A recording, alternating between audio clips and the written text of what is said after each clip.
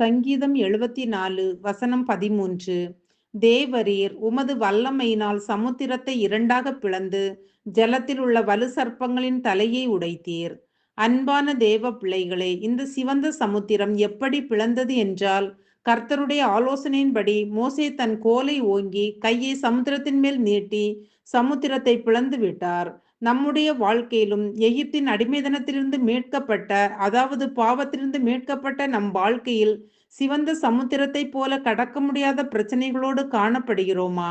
வசனமாகிய கோலை பிடித்து கையை நீட்டி, அதாவது கர்த்தர் தந்த அதிகாரத்தை, வாக்கு தத்தங்களை நம் பிரச்சனைகள் மேல், தடைகள் மேல் நீட்ட வேண்டும். அன்பானவர்களை, ஜலத்திலுள்ள வலு சர்ப்பங்கள், அதாவது சத்துருவாகிய பிசாசின் தலைகளை கர்த்தர் உடைத்து போட்டார்.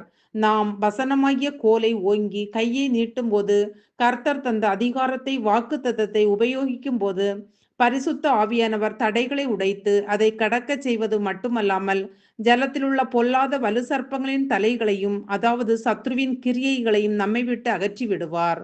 ஜெபிப்போம்.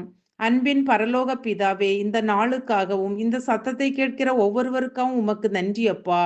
கர்த்தாவே, எங்கள் ஒவ்வொருவருடைய வாழ்க்கையிலும் காணப்படுகிற தடைகளை உடைத்து, தடைகளை தாண்டி அக்கறை செல்ல, சத்துருவை ஜெயிக்க ஆவியானவர் தாமே எங்கள் ஒவ்வொருவருக்கும் உதவி செய்வீராக.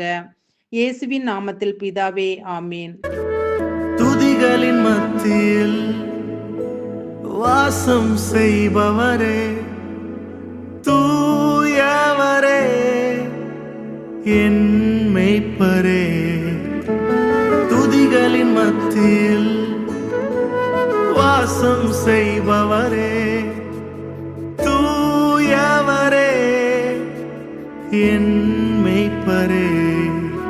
உம்மை பாடிடுவே, உம்மை போற்றிடுவே, உம்மை துதிப்பே, என் இயேசு ராஜனே, உம்மை ஆராதிப்பேனே.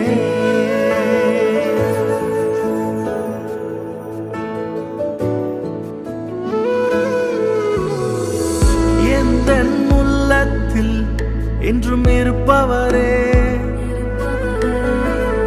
என்னை என்றும் வழி நடத்துபவரே. எந்தன் உள்ளத்தில் என்றும் இருப்பவரே, என்னை என்றும் வழி நடத்துபவரே.